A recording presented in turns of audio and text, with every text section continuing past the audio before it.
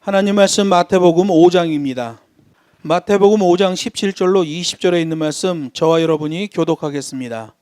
내가 율법이나 선지자나 폐하러 온 줄로 생각지 말라. 폐하러 온 것이 아니요 완전케 하려 함이로라. 진실로 너희에게 이르노니 천지가 없어지기 전에는 율법의 1.1획이라도 반드시 없어지지 아니하고 다 이루리라. 그러므로 누구든지 이 계명 중에 지극히 작은 것 하나라도 버리고 또 그같이 사람을 가르치는 자는 천국에서 지극히 작다 일컬음을 받을 것이요 누구든지 이를 행하여 가르치는 자는 천국에서 크다 일컬음을 받으리라. 내가 너희에게 이르노니 너희 의가 서기관과 바리새인보다 더 낫지 못하면 결단코 천국에 들어가지 못하리라. 아멘. 본문 말씀을 가지고 온전한 복음으로 천국에 들어가는 그리스도인이라는 제목으로 하나님 말씀을 증거하겠습니다. 제가 최근에 설교하면서 요한계시록을 인용하고 요한계시록이 기록된 당위성을 설명해 놓은 게 1장인데 1장, 2장이라고 말한 것이 좀 잘못됐어요. 그리고 소아시아에 있는 7교회에 대한 심판의 말씀이 2장과 3장에 있는 말씀인데 3장, 4장이라고 말한 것이 오류가 있습니다. 여러분 참고하십시오.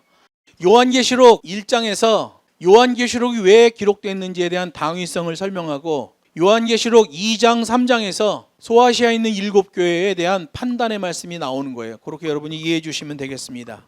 예수님이 오시기 전 시대를 구약시대라고 하고 예수님이 오신 다음의 시대를 신약시대라고 해요. 그래서 세상적으로도 BC와 AD라고 그러잖아요. BC가 뭐예요? Before Christ. 예수님이 오기 전. AD는 뭐예요? AD는 라틴어예요. 아노 도미니라는 말이에요. 주님이 오신 다음. 이렇게 돼 있어요. 구약시대에는 하나님께서 모세와 선지자 같은 종들에게 계시의 말씀을 알리셨고 신약시대에 들어와 보면은 성자 하나님이신 예수님께서 성육신하셔서 이 세상에 오시고 직접 복음을 선포하십니다. 복음은 법으로 돼 있어요. 구약시대의 말씀을 전체를 통틀어서 율법의 말씀이다 그러잖아요. 신약도 역시 복음의 법이에요. 세상에서의 모든 법은 신법 우선주의예요. 옛날 법과 새로운 법이 나오면 새로운 법이 기준입니다. 하나님의 성경의 법은 하나님의 법이 우선이에요. 성경 전체에서 어떤 상황이 나와도 하나님의 법이 우선이에요. 아무리 누가 사람이 뭐라고 그래도 성경에서 하나님이 뭐라고 말씀하셨냐. 이게 가장 중요한 거예요. 성경을 보면 최초의 인간 아담과 하와는 영생하는 존재로 지음을 받습니다. 대신 하나의 조건이 있어요. 동산 중앙에 있는 그 실과는 따먹지 말라. 이런 계명이 하나 법으로 주어집니다. 그거를 먹는 날에는 죽는 거예요. 원래 지어진 것은 영생하는 존재인데 그걸 먹으면 죽는 거예요. 그런데 아담과 하와는 자기 욕심 때문에 이탈해버리고 맙니다. 스스로 높아지려고 교만해져요. 사단 마귀의 교묘한 속임수에 넘어가는 게 바로 이 교만이에요. 여러분 사람은 이 교만이라는 낚시에 걸린단 말이에요. 교만하면 안 돼요. 돌이킬 수 없는 죄에 빠지고 마는 거예요. 그래서 욕심이 잉태하면 죄를 낳고 죄가 장성하면 사망에 이르는 거예요. 그 욕심이 왜 나와요? 교만 때문에 나오는 거예요. 그렇게 돌이킬 수 없는 죄를 지은 아담과 하와는 죄를 짓기 전에는 자유의지가 있었어요. 성경에서 말하는 자유의지는 이거 할까 저거 할까가 아니에요. 성경에서 말하는 자유의지는 영생을 택하냐 죽음을 택하냐의 문제예요. 하나님이 아담과 하와에게 자유의지를 주십니다. 동산 중앙에 있는 나무 그 열매는 따먹지 말라 이렇게 말씀하셔요. 그 자유의지예요. 따먹을 수도 있고 안 따먹을 수도 있고 자유의지예요.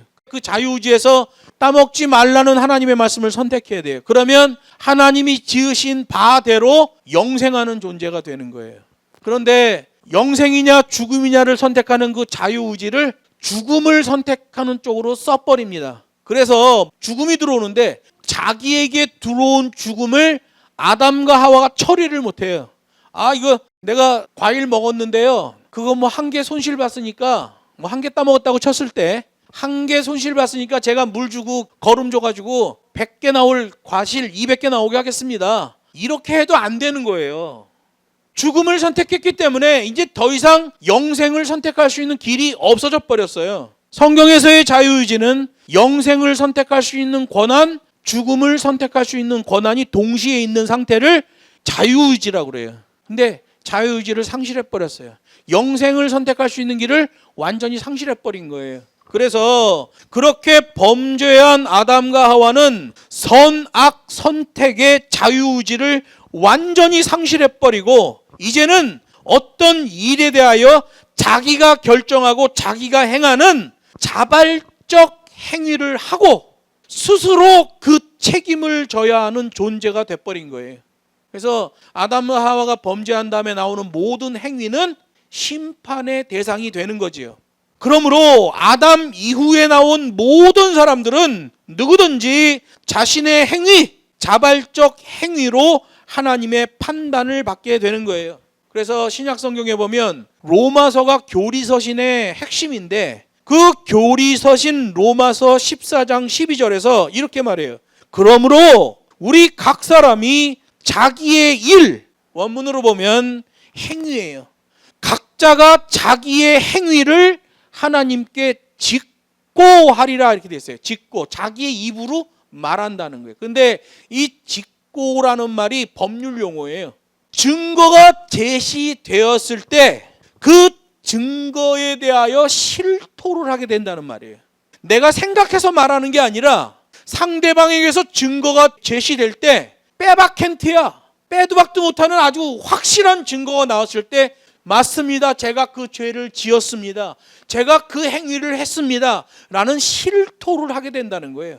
언제? 우리 각 사람이 자기의 일을, 자기의 행위를 하나님께 실토하게 될 것이다. 하나님이 증거를 제시하고 실토하게끔 하신다 라고 되어 있어요. 종말서신 베드로전서 4장 5절도 똑같아요. 이제 심판에 대해서 말해요. 저희가 산자와 죽은 자를 심판하기를 예비하신 이에게 각자 자기의 행위를 직고하리라 이렇게 해놨어요. 자유의지를 상실한 인간은 자발적 행위를 할 수밖에 없고 그 자발적 행위에 대한 모든 책임을 자기가 지게 되는 거예요. 로마서는 예수님 십자가 사건이 다 끝난 다음에 기록된 서신이에요. 베드로 전서는 예수님의 십자가 사건, 구속 사건이 다 끝난 다음에 기록된 서신이에요. 심판에 대해서 말합니다. 각 사람이 자기의 행위에 대하여 하나님의 증거가 제시될 때 다 실토하게 될 것이다. 이렇게 말씀하는 거예요. 여러분 행위 심판 꼭 있는 거예요. 믿음으로 구원, 행위로 심판이에요. 양키 신학은, 관대한 신학은 믿음으로 구원만 얘기합니다. 그래서 사람들이 그거에 다 쏘가 넘어가요. 같이 얘기해야 돼요. 믿음으로 구원, 행위로 심판.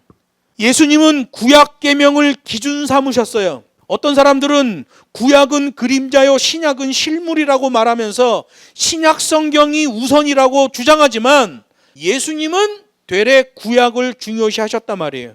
본문에서 분명하게 선포하듯이 예수님은 모세와 선지자들이 선포했던 구약 계명을 폐하러 오신 게 아니라 완전케 하려 오셨다라고 말씀하시잖아요. 그러므로 여기 17절에서 말하는 율법이나 선지자라는 말은 예수님이 오시기 전 구약 때 선포된 모든 하나님의 계명을 통칭하는 말이에요. 여기 17절에 폐한다라는 말을 잘 봐야 돼요. 이게 과거에는 좀 다르게 해석됐어요. 그런데 원문에 보면 이 폐한다라는 말이 카탈리사이라는 말인데요. 옛날에는 어떻게 해석했나요? 건물이나 그런 따위를 완전히 부서뜨려서 파괴시킨다라는 의미로 해석했지만 원문은 그렇지 않아요. 원문은 느슨하게 하여 헛되게 만들다라는 뜻이에요. 예를 들어서 여행하는 사람이 있어요. 여행하는 사람은 배낭에다가 물건을 넣고 겉에다 달기도 하고 꽁꽁 묶어서 줄을 딱하게 당겨가지고 딱 메고 그리고 출발합니다. 만약에 어떤 사람이 짐을 넣고 지퍼를 안 잠그고 배낭이 다 열려있고 줄도 치렁치렁 돼 있고 그 상태로 여행을 떠나는 건 불가능합니다. 또 하나 육상 선수가 신발끈을 동여매야 돼요. 딱 동여매야 됩니다. 그래야 그 스파이크 신발이 효능을 발휘하는 거예요. 이 스파이크 신발에 있는 줄을 느슨하게 만들면 육상 선수가 티나게 나는데 뛰다가 신발이 벗겨져 버려요. 달리기가 안 돼요. 무효예요. 느슨해져서 헛되게 된다라는 뜻의 단어가 바로 카탈리사이라는 말이에요. 근데 우리 성경에서는 패한다라고 번역을 해놓으니까 이 패한다라는 말을 예수님이 구약 시대에 있는 그 율법을 다 부셔버린다는 의미로 해석하는 사람도 있는 거예요. 원래 의미는 뭐다? 주를 느슨하게 하여 헛되게 무효화시키다라는 뜻이에요. 예수님께서 보실 때 장로의 유전을 만든 바리새인들이야말로 율법 파괴자죠. 그들은 하나님의 율법에 온갖 자기네 생각, 자기 기준, 자기 경험을 넣어서 엉뚱한 장로의 율법을 만들었어요. 율법 파괴자 누구예요? 바리새인들이죠. 합리성을 추구하던 사두개인들이야말로 선지서를 파괴하는 자들이었어요. 사도계 후예들이잖아요. 사두개인이 제사장들이에요. 그들은 제사제일주의를 주장했습니다. 그래서 합리성을 추구하는 거예요. 자꾸 성전 안에서 제사 드리는 규칙, 형식 이런 것만 강조했어요. 그래서 예수님 이 사두개인들의 형식주의는 이건 버려야 될 것이다 라고 말씀하시잖아요. 그런 형식주의 말하면서 성전에서 장사하게 만들고, 이게 바로 사두개인들이에요.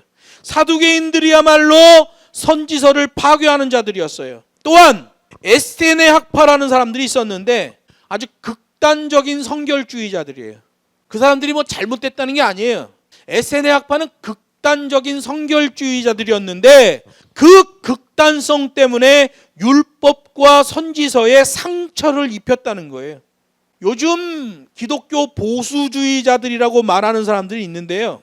그들이 말하는 신학을 보면 캐캐묵은 인문주의 신학의 교리를 고집한다는 걸 보게 됩니다. 성경에 있는 게 아니라 캐캐묵은 인문주의 신학인 거예요. 그걸 고집해. 그러면서 자기네들은 보수주의자라고 말합니다. 그러면 그가 나는 보수야 라고 말하는 순간 하나님의 말씀이 상처를 입는 거예요. 에스에네 학파, 극단적인 성결주의자들, 그들이 많이 잘못한 건 아니에요. 그러나 하나님의 말씀에 상처를 입혔다는 거죠. 예수님이 보실 때 바리새인들은 율법 파괴자요, 사두개인들은 선지서를 파괴하는 자들이요, 에스에네 학파는 율법과 선지서에 상처를 입히는 자였어요. 그래서 예수님이 말씀하시는 거예요. 유대인 너희들 전체가 문제가 생겼다라고 말씀하시잖아요. 그러나 반대쪽에서 볼 때 바리새인의 입장에서, 사두개인의 입장에서 예수님을 보면 예수님에게 문제가 있다고 말하는 거예요. 그리고 비난하고 공격하고 예수님을 결국에는 죽여요. 여러분, 이것저것이 대립할 때는 절대 기준 하나님의 말씀으로 돌아와야 돼요. 어떤 사람이 신학 공부해서 이걸 주장하고 어떤 사람이 신학 공부해서 저걸 주장하면 서로 안 맞아. 그럼 뭐로 들어와야 돼요? 하나님의 말씀으로 돌아와서 판단해야 돼요. 그러면 정확해요. 하나님의 말씀으로 돌아와서 판단하면 그렇게 극단적인 성결주의를 주장하던 에스에네 학파도 적지 않게 하나님의 율법과 선지자의 글들을 상처 입히는 것을 보게 되는 겁니다. 성경은 예수님에 대하여 모든 것들의 완전한 성취자라고 증거하고 있어요. 여러분, 구약 성경을 우습게 보는 사람들이 있는데 구약 성경은 1차적으로 범죄한 인간이 구원을 얻을 수 있는 계명이에요. 구약 성경만으로 구원 성취가 가능합니다. 구약의 율법은 아주 하나님의 엄격한 율법이죠. 그 말씀을 따라 살면 무조건 구원이에요. 2차적으로 보면 그 계명을 온전하게 하실 분이 오실 것이다 라는 예언의 말씀이 구약 성경의 말씀이죠. 구약 성경 자체가 완전한 구원의 복음이에요. 그런데 그 말씀을 더 온전케 하시는 분이 오신다. 왜 온전케 하시는 분이 오시는 거예요? 여러분, 완전이라는 개념은 양적 개념이에요. 온전이라는 개념은 질적 개념입니다.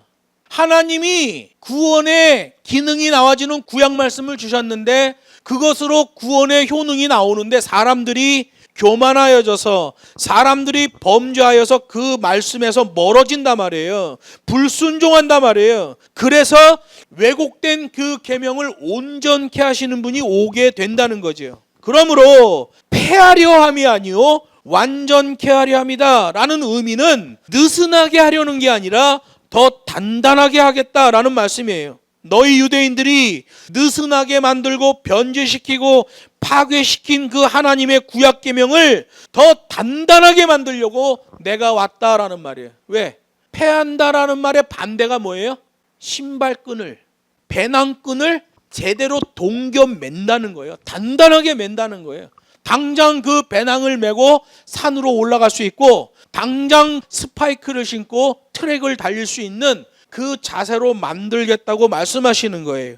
지금도 많은 사람들이 우리가 어떻게 하나님의 계명을 다 지킵니까? 라고 말하는데, 그런 말을 찾아 들어가 보면 하나님의 계명을 싫어하는 인간의 본성이 그 안에서 움직이고 있기 때문에 그래요. 어떤 사람은 구약은 딱딱한 율법이고 신약은 부드러운 사랑의 메시지라고 말해요. 그건 관대한 복음에서 평가하는 얘기예요. 예수님께서는 구약 계명을 더욱 단단하게 온전케 하는 것이 내가 할 일이다, 이렇게 말씀하는 걸 보게 돼요. 그래서 오늘 본문에 나오는 완전케 하다라는 말, 플레로사이라는 말은요, 충족시켜 완료하고 종결하다라는 의미예요. 영어로는 literally라고 번역합니다. literally라는 것은요, 아주 놀라운 비밀이 그 안에 들어있어요. 어떤 사람이 어떤 일을 레벨업 시킵니다. 예를 들어서 5단계까지 되어 있는 일을 리터럴리 시켜가지고 한 7단계로 올려요. 그러면 일의 순도가, 수준이 엄청 높아지잖아요. 예수님이 그렇게 순도를 올린다는 거예요. 그런데 5단계의 순도를 7단계로 리터럴리 올렸어. 레벨업 시켰어. 그런데 그 안에 공간이 생겨요. 무슨 공간이에요? 나처럼 이 레벨업, 리터럴리 시킬 수 있는 사람이 또 들어와 깃들 수 있는 공간을 만드는 거예요. 나 혼자 이 일을 계속 리터럴리 시키는 게 아니라 공간을 만들어서 또 다른 사람이 들어와 나처럼 그 리터럴리의 일을 시키는 것, 그것을 헬라어 플레로사이라고 하는 거예요. 성경에서 말합니다. 내가 완전케 하려고 한다 라는 말이 리터럴리예요. 예수님이 하나님의 말씀을 이렇게 레벨업, 업그레이드 시켜주고 그 말씀의 은혜의 장중에 거하는 자들을 데려와 거기에 두시겠다라는 말씀이에요. 이게 여러분 하나님의 은혜지요. 그냥 하나님이 나 사랑하셨어요, 어머 기분 좋아, 자기 혼자 뻑가는 그런 게 아니라 예수님이 리터럴리 레벨업을 시켜주시고 거기에 공간을 만들어주시고 우리를 그 공간 안에 두셨다. 그 말씀의 효능, 업그레이드된 그 말씀의 효능이 나에게 직접적으로 영향을 주게끔 하셨다. 그러면 구약과 연결하면 어떻게 돼요? 구약 말씀 그 자체로도 얼마든지 구원의 효능이 나오는데 인간의 욕심과 교만함으로 그 말씀을 뭉개뜨려 버렸어요. 그랬더니 예수님이 오셔서 그 말씀을 리터럴리 레벨업 시켜주시고 그 은혜의 장중 안에 우리를 집어넣어 주신 거예요. 그 말씀 하시는 거예요. 내가 모세와 선지자를 폐하러 온 것이 아니라 완전케 하러 왔다. 그 완전케 리터럴리 되어 있는 것에 안에 우리를 두시겠다라고 말씀하는 거죠. 그 리터럴리 때문에 생긴 공간, 거기에 믿는 자들을 두시는 거예요. 그래서 여러분 구약 성경을 이렇게 얘기해요. 실제적이고 지속적인 권위를 가진 말씀, 이러는 거예요. 관대한 신학을 말하는 사람들 입장에서 신약이 완성이고 구약은 그림자다 그러면 신약이 완성되면 구약 성경 볼 필요 없죠. 그게 아니라 말이에요. 하나님께서 이 성경이 만들어질 때 오랜 세월 동안 만들어지고 이 성경이 한 권으로 묶이는 거잖아요. 그때 성령이 강력하게 역사하셔서 하나님의 온전한 말씀을 엮어 66권으로 만들어 놓으시는 거예요. 구약 성경 지금도 효능이 있는 실제적이고 지속적인 권위를 가진 계명이란 말이에요. 그래서 구원의 매뉴얼로서 유효한 이 구약 성경의 진리의 위치는 실제적이고 지속적인 권위의 계명이다 라는 거죠. 그래서 성경에 보면 예수님이 그걸 한마디로 말씀하셔요. 1.1획도 변화될 수가 없다 라고 말씀하시는 거예요. 이걸 풀어서 얘기하면 뭐예요? 실제적이고 지속적인 구원의 권위를 가진 계명이다 라는 말씀이에요. 구약 성경이 실제적이고 지속적인 권위를 가지는 이유는 뭐겠어요? 그 계명이 지향하는 바가, 그 목표가 종말이기 때문에 그래요. 그래서 여러분 구약 성경에서도 종말에 대해 말씀하신단 말이에요. 스가랴서나 다니엘서 같은 데 보면 종말에 일어날 일에 대해서 말씀하시는데 요한계시록에서 말하는 종말의 말씀과 정확하게 일치합니다. 구약 성경은 지금도 유효한 말씀이에요. 예수님은 구약 성경을 느슨하게 하려고 오신 분이 아니라 무효화시키려고 오신 분이 아니라 오히려 더 단단하게 하시려고 오신 분이고 레벨업, 리터럴리 시키고 그 공간에 우리를 집어넣어 주시는 은혜를 배설하시는 거예요. 예수님께서는 그 완성된 계명의 약속으로 버티게 해주셔요. 우리가 세상에서 고난을 받을 때 하나님의 계명으로 버티는 거예요. 옆 사람이 어깨 두들겨 준다고 버티는 게 아니라 오로지 하나님의 계명으로 고난을 버텨낼 수 있는 거예요. 그리고 세상 끝날까지 그 계명으로 함께 해주시겠다고 약속하시는 거예요. 그래서 여러분 성령께서 오셔서 그 버티기 사역을 감당케 해주는 거예요. 지금 지구 곳곳에서 전쟁이 일어나고 있는데 전쟁에서 제일 좋은 건 공격이에요. 공격해서 이기는 게 제일 좋은 거예요. 공격이 안 되면 방어를 해야 돼요. 근데 싸우다 보면 공격도 안 되고 방어도 안 될 때가 있어요. 그러면 버티는 놈이 이기는 거예요. 내가 공격도 안 되고 방어도 안 되면 상대방도 마찬가지거든요. 그러면 그때는 버티는 놈이 이기는 거예요. 이 땅에 살면서 영적인 전쟁을 할 때도 마찬가지예요.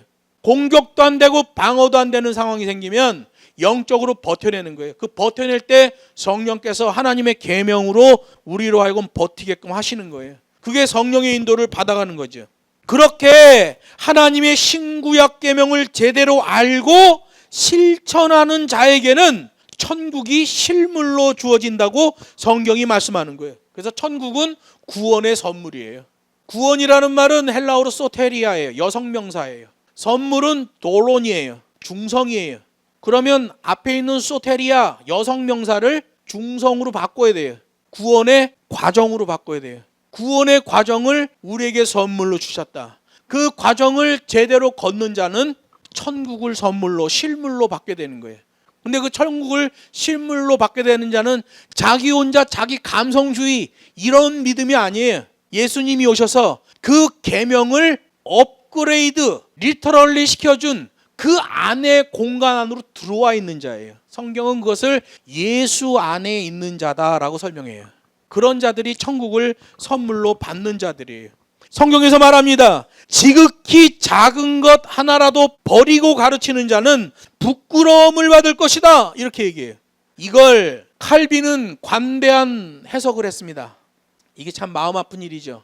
칼빈 같은 유명한 신학자가, 영향력 있는 신학자가 이걸 관대하게 해석하면 문제가 생기는 거예요. 부끄러움을 받는다 그러니까 이걸 신학화시키는 거예요. 구원은 받지만 부끄러움 구원을 받는 사람이 있고, 어떤 사람은 개털 모자 쓰고 어떤 사람은 황금 면류관을 쓴 사람이 있다. 이런 식으로 천국에 가서 등급이 있다고 말하는 사람들이 있어요. 누가 제일 먼저 얘기했어요? 칼빈이 얘기했어요. 이 단어를 잘못 해석한 거죠. 부끄러움을 당한다라는 유대식 표현은 버려지는 것을 말하는 거예요. 부끄러움은 곧 버려짐이에요. 슬피 울며 이를 갈게 될 것이다. 마태복음 8장 12절에 보면 바깥 어두운 데에 쫓겨나 슬피 울며 이를 갈게 될 것이다. 이건 뭐예요? 버려지는 거죠. 마태복음 13장에서도 말해요. 불 붙는 풀무불에 던지리니 거기서 부끄러움을 당하게 될 것이다. 여러분, 마태복음은 유대인의 복음서잖아요.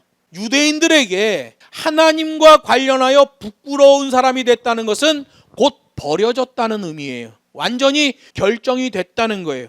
지극히 작은 것 하나라도 빼버리고 가르치는 자는 지옥에 떨어지게 될 것이다. 그래서 여러분, 목사의 99%는 지옥 갈 각오를 하고 설교를 해야 됩니다.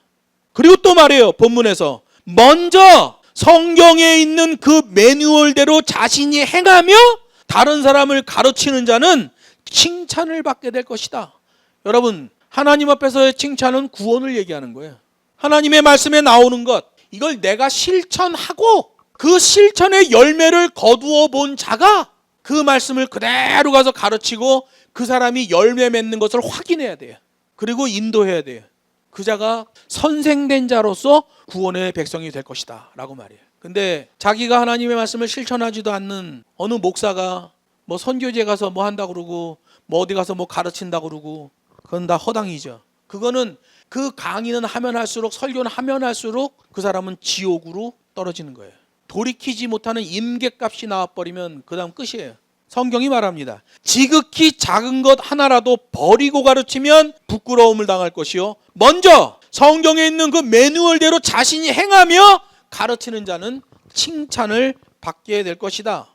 구약 계명 때부터 이 계명 자체가 실제적이고 지속적인 권위를 가지고 그 계명이 지향하는 방 목표가 종말에 가서 다 있기 때문에 그래요.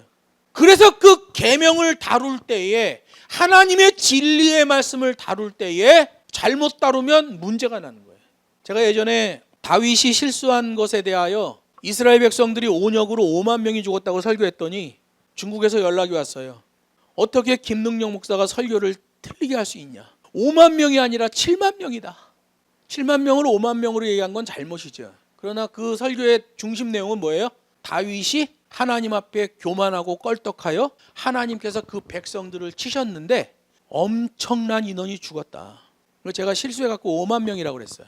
5만이냐 7만이냐는 분명히 다르죠. 그러나 그 안에 있는 본뜻은 교만하여 하나님으로부터 징계를 받았다. 이거는 분명한 내용이거든요. 여러분, 하나님의 말씀을 증거할 때는 그 본문에 있는 분명한 의미를 다 얘기해 줘야 돼요.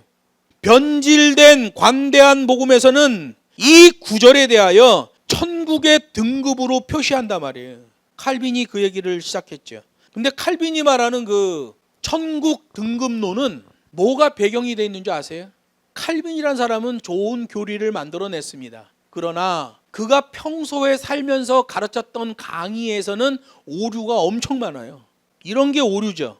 이 땅에 있는 성도가 하나님의 축복을 받았냐 안 받았냐를 무엇으로 판단할 수 있을까라는 문제에 대하여 칼빈이 그 사람이 가지고 있는 경제력으로 판단할 수 있다, 이렇게 얘기했어요. 많은 물질을 갖고 있으면 하나님이 그를 많이 축복해 준 것이고, 그가 돈이 별로 없으면 하나님이 별로 축복을 안 한 것이다. 칼빈은 그렇게 얘기했어요. 천국에서의 등급론이 그 칼빈의 경제론에서 나옵니다. 하나님의 축복을 경제적인 부분에서 판단하는 것, 이게 그대로 연결되어서 천국에서의 등급론으로 나와지는 거예요. 잘못됐죠. 여러분, 관대한 복음은 그런 부분에서 오류가 발생하는 거예요. 본문에서 바리새인들과 서기관, 사두개인들까지 통칭하며 예수님이 말씀하십니다. 지극히 작은 것 하나라도 버리고 가르치면 부끄러움, 지옥에 떨어질 것이다. 먼저 자신이 하나님의 말씀을 실천하며 가르치는 자는 큰 칭찬을 받게 될 것이다. 그러면 부끄러움과 칭찬은 등급이 아닙니다. 버려짐과 구원에 대한 말씀이에요. 여러분, 구원의 백성들은 서기관과 바리새인들보다 더 높은 수준의 의를 소유해야만 한다고 20절이 말합니다. 하나님께서 여신 은혜의 시대는 관대하고 편리하게 되는 게 목표가 아니라 고난의 신학으로 온전케 되어야 한다는 것을 요구하시는 거예요. 그래서 마태복음 5장 맨 마지막 절 48절에 보면, 그러므로 하늘에 계신 너희 아버지의 온전하심과 같이 너희도 온전하라, 이렇게 말해요. 완전은 양적 개념이고요, 온전은 질적 개념이에요. 하나님께서 그렇게 성결하신 것 같이 너희도 성결하라 라고 결론을 맺는 것 보게 돼요. 하나님의 말씀에 대하여 바리새인들, 하나님의 말씀에 대하여 서기관들, 또 사두개인들, 심지어 극단적인 성결주의자들이었던 에세네 학파까지 다 묶어서 온 유대인에게 말씀하시는 거예요. 하나님 아버지의 온전하심과 같이 너희도 온전하라. 이 온전이라는 단어가 공통 단어예요. 대상자는 누구예요? 하나님과 우리죠. 하나님은 이미 온전하신 분이에요. 그럼 우리도 온전해야 돼요. 어디서? 하나님의 계명 안에서 온전해야 돼요. 근데 우리가 하나님의 계명 안으로 들어갈 수 있는 방법이 없어요. 예수님께서 literally 레벨업, 구약을 폐하는 게 아니라 완성시켜 레벨업 시키고 그 안에 생긴 공간으로 하나님의 백성들을 집어넣어 주시고 구원의 과정을 걷게 하셨다. 이게 바로 하나님의 은혜인 거예요. 바리새인들은 자기네 이해관계를 따라서 어떤 계명은 빼고 또 엉뚱한 내용을 집어넣기도 했어요. 그런 것들은 전부 문제가 생기는 거예요. 예수님은 그리스도인들로 하여금 너희의 의가 서기관과 바리새인들보다 더 나아야만 천국에 들어간다라고 말씀하셨어요. 그러므로 그리스도인들이 추구해야 될 의는 종말을 향하여 버팀목이 되어주고 있는 계명, 실제적이고 지속적인 그 계명을 온전히 붙드는 거예요. 내가 붙드는 게 아니라 리터럴리 레벨업 시켜주시고 예수님이 그 공간 안에 우리를 집어넣어 주셨기 때문에 거기서 그 계명을 온전히 붙드는 거예요. 거기서 이탈하지 아니하고 하나님의 말씀에 온전히 순종하는 거예요. 여러분, 바리새인들은요, 자기가 내는 세금을 포함해서 자기의 모든 소산에 11조를 드렸어요. 어마어마한 거예요. 요즘 현대인들은 세후 소득에 대한 11조를 하잖아요. 바리새인들은 세전 11조예요. 우리나라에서 세전 11조를 하는 기업이 있습니다. 하나님이 그 기업을 어마어마하게 축복하셔요. 바리새인들은 세전 11조를 했어요. 대단한 사람들이에요. 그리고 이방인들이 이스라엘을 점령했을 때 목숨 걸고 안식일을 지켰습니다. 물론 자기네들 장로의 유전에 더 치우쳐서 안식일을 지켰지만 그래도 하나님의 율법에 나오는 그 안식일을 지켜 거룩하게 하라, 이 말씀을 지키려고 바리새인들이 수도 없는 사람이 순교를 당했습니다. 물론 그들이 안식일을 지키며 자기네 멋대로 하고 이벤트하고 막 이런 거 있었죠. 그러나 그 안식일 자체를 지키려고 어마어마한 순교자가 발생한 게 바로 바리새인들이에요. 주님이 말합니다. 너희들의 의가, 믿는 자라고 하는 그리스도인들의 의가 이 바리새인보다 못하면 결단코 천국에 들어갈 수 없다, 이렇게 말씀하시는 거예요. 그래서 여러분, 우리가 이웃을 사랑할 때 내 능력 분에 넘는 섬김으로 해야 그게 효과가 나오는 거예요. 그냥 내가 이만큼 가지고 있는데 요만큼 떼어지면서 생색내고 내가 뭐 했네 그러면 하나님께서 오히려 그 행위를 심판하시는 거예요. 말씀을 맺습니다. 성경은 하나님의 백성을 하나님의 법과 식대로 행하는 의의 나무다, 이렇게 말해요. 이사야 61장 보면 고난의 과정을 통과한 하나님의 백성들을 향하여 이렇게 얘기해요.